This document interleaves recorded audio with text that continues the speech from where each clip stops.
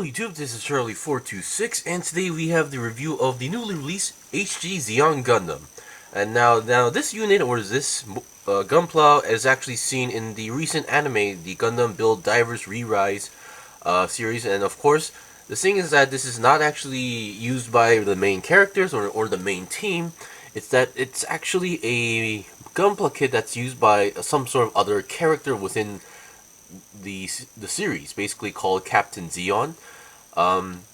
He's basically, how should I say, he's basically like a typical superhero guy who seeks justice. Basically, he's a character who finds out some sort of scammers or illegal dealers within the Build Divers universe, and then he basically punishes them as well. Of course, he also fights as a regular Gunpla builder slash fighter as well.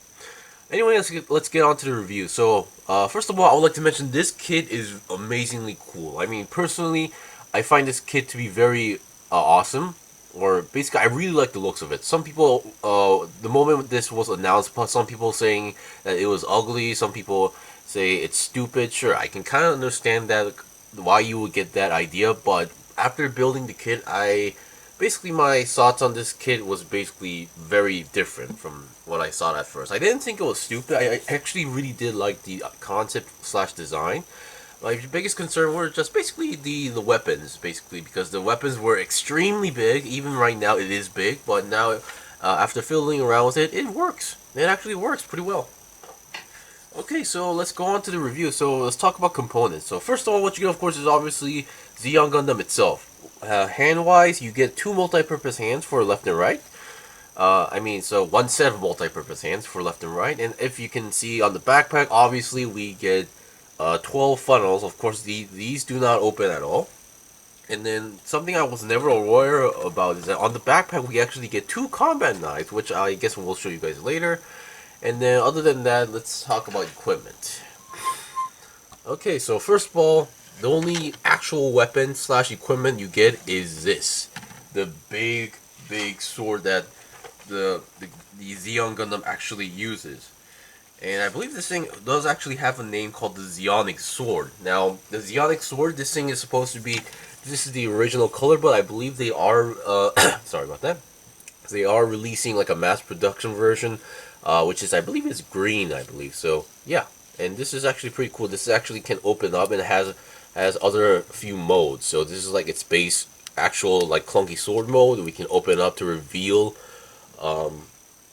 some extra stuff. So this is where you can put a beam saber effect part, which I will mention, and then you can close this up and then spread it out to make different modes, which I will demonstrate in the pose video, because yeah, doing this in front of camera is going to be another, once again, hell. And number two, here we have the beam saber effect part. Yes, it's no typical or normal beam saber effect part. They just went on and gave out one of those really large beam saber effect parts. So yeah, I am amazed. So that's pretty much it for weapon wise, and then we get this stand for the weapon support. Now depending on how you pose with the weapon, this may be necessary or not. And then we get this extra extension. Once again, you can attach it right over here. Oh, sorry about that. For extra stance, or basically extra support for the weapon. So it really depends on how you use the weapon. So it's not like multi-purpose, because depending on the weapon, you may only just require this. Alright. And then sticker wise, we get a small sticker sheet. So now most of the large ones goes onto the sword. Other than that, we have the one that goes on the chest for some reason, and then we have a eye, and then we have the mono eyes parts, and then the head camera. So yeah, sticker wise, it's not too bad. And then finally, we have some leftover parts. Now, some people were asking me if you can make a normal Nu Gundam out of this kit, and I'm gonna say no. Come on, let's be reasonable. I don't think they would just slap on to allow you to make a full another kit. Of course, there are some kits that do that, but I don't think it's a common thing. So polycap wise, we use most of them. You only have one left over, so nothing too special. We have this plate, which is the F plate. The only things that's left over are these gray parts, which I believe is going to be used for the funnels for the original Nu Gundam. I do not own the original Nu Gundam, so I cannot guarantee everything that about that. And then we have the D plate. which only has the leftovers of the shoulder parts and then the hand guards. So you have each shoulder and then 4 hand guards. And finally is this part, which is the weapon section. So we have the shield, but only the outside part, so you can't make that. This, I believe, is actually one of the this part for the arm. You only get one part. We get some parts of the bazooka. I don't think you can actually make a bazooka out of this because I don't see the handle at the moment. We have the beam rifle. Once again, you can't complete the beam rifle. You cannot. I think you can complete the beam saber, but I could be wrong on that. So yeah, and then I believe this handguard is like mostly meant for a trigger finger. So as you can see with the leftover parts, that's pretty much it. So you cannot make a full-fledged red Nu Gundam. Alright, so let's get on to the review. Let me get this out of the stand. And here we go. Once again, but the kit is still based on Nu Gundam, so this kit is actually pretty big. Compared to the typical HG kit, here we have the Gundam local type, which I like to compare a lot, because it's basically one of the basics and, you know, average size of an HG kit, so you can still see the size differences, so it's still a very big kit and bulky. And they basically, the Zeon Gundam concept is based on the Nu Gundam. They slapped on or basically combined or mixed some elements from the sazabi. So you can see while the Nu Gundam was more squarish and clunky in some areas while still being slim, this one added some sazabi elements where there's a lot of round, curvy textures around the kit. So they did a really good job on that part. Okay, let's get on to the review. So let's go with the head first. The head is definitely based on the Nu Gundam. Oh, this kit is actually pretty hard to grab, come to think of it. Okay, so the head. The eyes are a sticker, obviously. The eyes, instead of having the typical green or white green stickers for the eyes, we get some pink stickers for the eyes. And then on the forehead, for the V-fin section, this black section was the pink mono eye is a sticker. This is just one whole sticker. These are not one of those stickers where you have to put a black sticker on top first and then put a pink sticker. That's not the case. The pink and black are a single piece. And then on the top section, we have another black sticker. So I guess you can, if you're skilled enough, you can color that section as well. And the V-fin is actually 2 pieces. So so we have this big red piece on the front, and then on the back we have these two more V-fin parts, which actually looks like more of a one of those Zaku fins or antennas, come to think of it. And then I believe on the back of the head there is a camera sticker over there. And speaking of back, these are the combat knives I was talking about. They can be actually stored in. I believe you have to color the blades because on the pictures on the manual, the blades were gray. So, and I don't really remember him using these yet.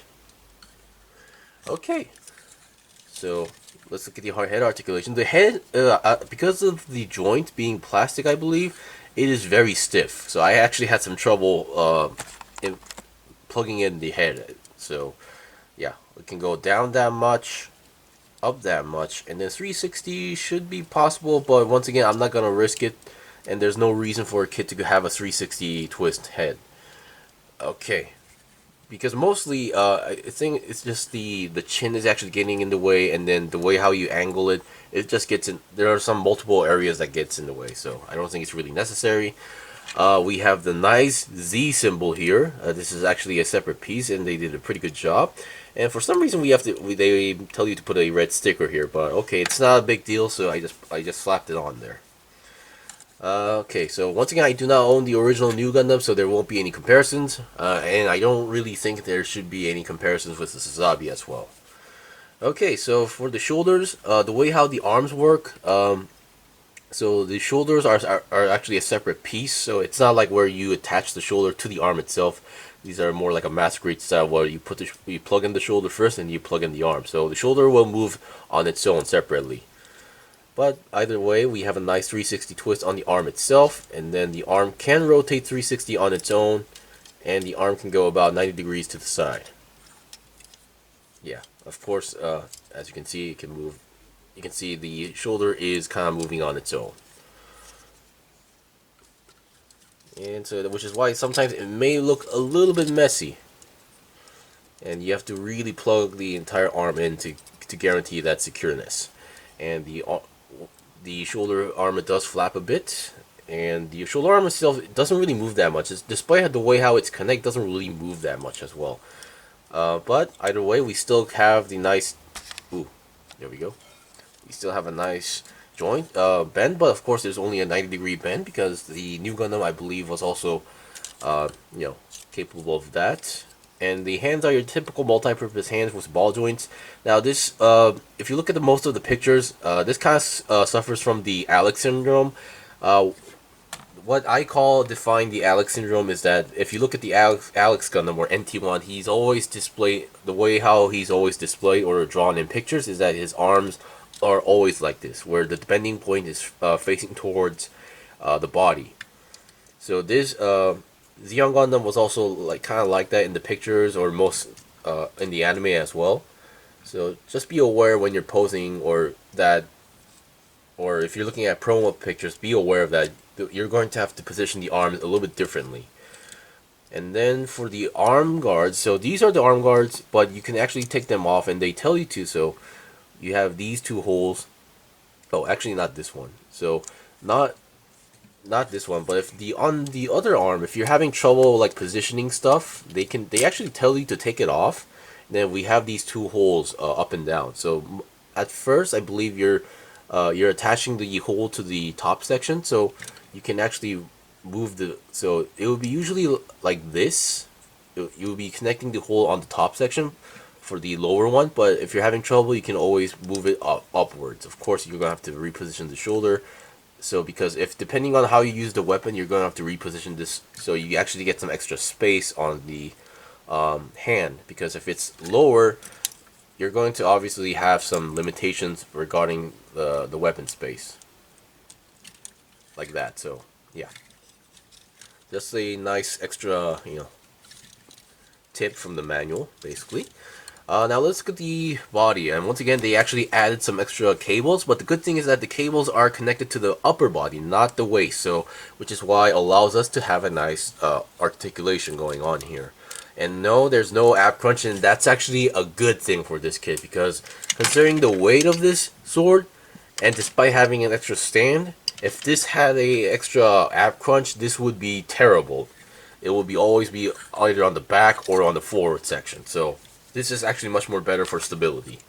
And instead of having the typical V symbol on the crotch, they actually added the cannon, the mega particle cannon that the Sazabi had. I think that's what it's called, but whatever. On the crotch section, so that's actually a pretty good bonus. The front skirts they come in separate pieces, so no need to worry about cutting them in half. The side skirts move a bit, and then back skirt does not move at all. And the main connection on the legs are ball joints, so there's no side swivel going on, which means there's also no 90 degrees to the side. Alright, and then we have a nice 90 degree up front, and then yeah, not exactly a double joint, but more than 90 degree bend. Of course, the legs actually does have some extra detail where you can flap open this section to reveal more boosters. So yeah, either way, it's good. And your feet are your typical ball jointed feet, but of course I believe the feet are also different designs. Now looking at the backpack, there's not much of a backpack, to be honest. So this main section here, this middle section that has the combat knives is the main backpack, and then it has 12 funnels connected. Now these things don't separate individually, but they are separated by in numbers of 3. So there's 3, 6, 9, 12 of them. There's not much way to display them, but the way how they are connected is number 1. These two are connected to a plastic ball joint right into the middle of this thing, and then the other 2 are also connected to a ball joint. So yeah. Oh, actually no.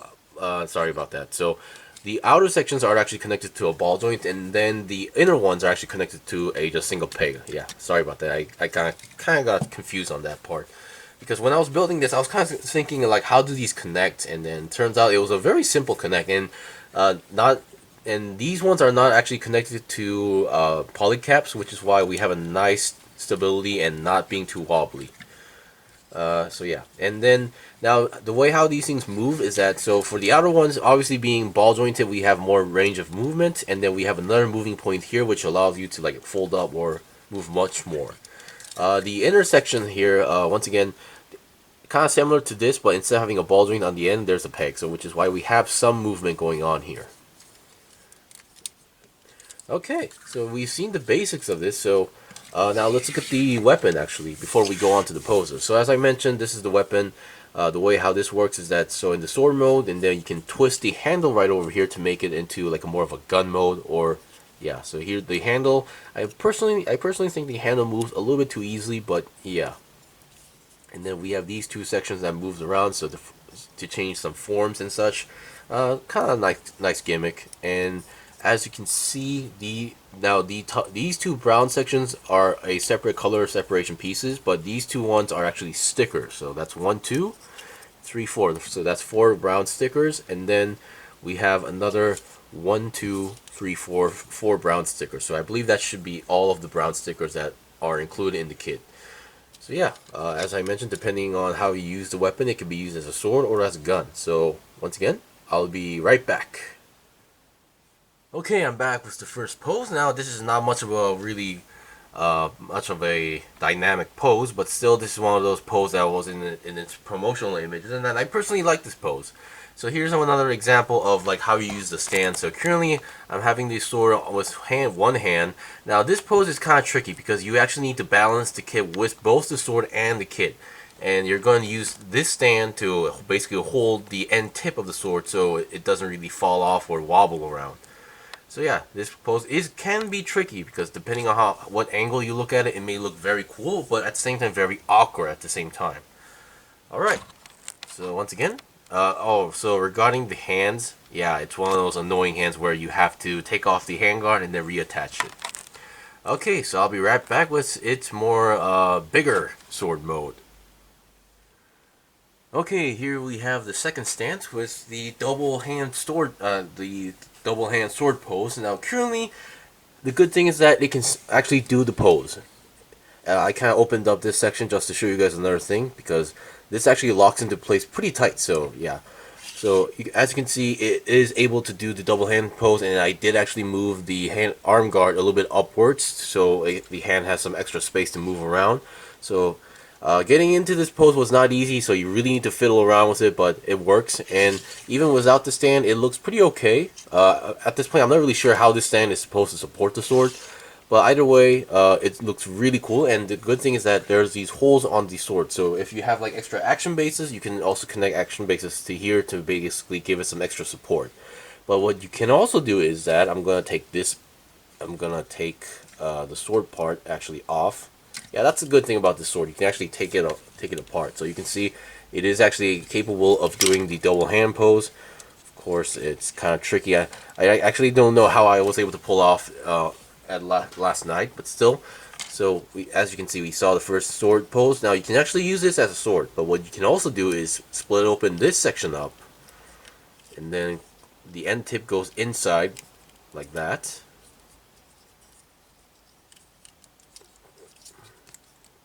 And then you have to do something like this. Basically make it something look like this, and then reattach the sword,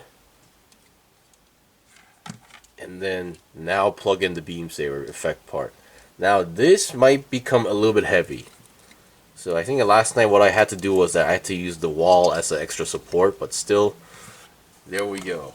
The beam saber is a bit long to the point where there's this one pose I wanted to do with this, but my setup is just too small to the point where I cannot do that certain pose. But yeah, this looks amazingly cool to me. I don't care what people say about it. Some people say it's stupid, some people say it's silly. This is what I call being cool and having impact. Sometimes a mobile suit or a kit doesn't need to look badass or demonic or some sort of like angel wings style to be cool. Sometimes it's just all about impact. Alright, so I'll be right back with the third stance. Okay, here we have the gun stance or gun mode. So currently, in the manual they tell to use this stand, but it wasn't really easy using this stand because it was really hard to adjust the height of the gun. So I decided to use these action bays to make my life much more easier. So currently, the manual, or it kind of suggests you that you might want to have extra stands for the funnels like this, basically. But yeah, that's how. In the manual, they actually use a really specific, action base. This one to make it look like the funnels are floating around and such. So yeah, the gun mode is pretty simple. It can be made pretty done easily.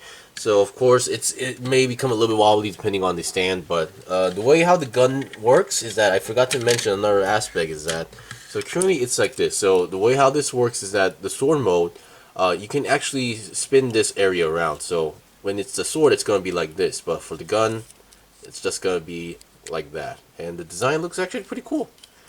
And yeah, despite these moving sections right over here, they don't really mention to you how to move them around, so I just like to flip them open up. And yes, the handle, once again, you have to do the annoying open up the, take off the handguard and do it again. So yeah, and if you want to put the beam saber effect part in, you can still do that. Alright, so and there's one more thing I want to show you guys, so I'll be right back. Okay, I'm back with the final thing I wanted to show you guys. So lastly, it's just the combat knives. Now, I was never aware that the combat knives were, there on the backpack, and it's really cool to the fact that you can actually store them into the backpack as well. So yeah, it's really cool. I mean, definitely it would look cooler if you can color it more metallic. And other than the annoying hand connecting thing, I say this kit is very cool. It has a lot of cool weapons. It just feels cool in general. It definitely has a nice bulk to it. So yeah.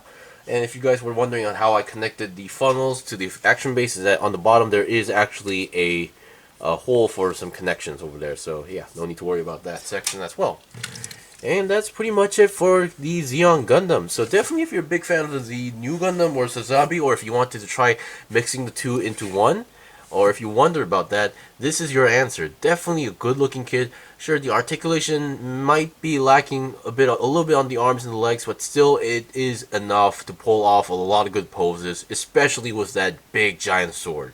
So anything that uses a very big and heavy weapon, I say the most important thing is, rather than articulation, just give it the basics and then allow it to actually stand on its own without extra support. So I think they did a very good job on that aspect as well. So definitely recommend it for those who like the character like me. So once again, thank you for watching the review. This was the review of the HG Zeon Gundam. If you guys got any questions or requests, leave a comment below. I still have more stuff to buy and build and make reviews out, so please stay tuned.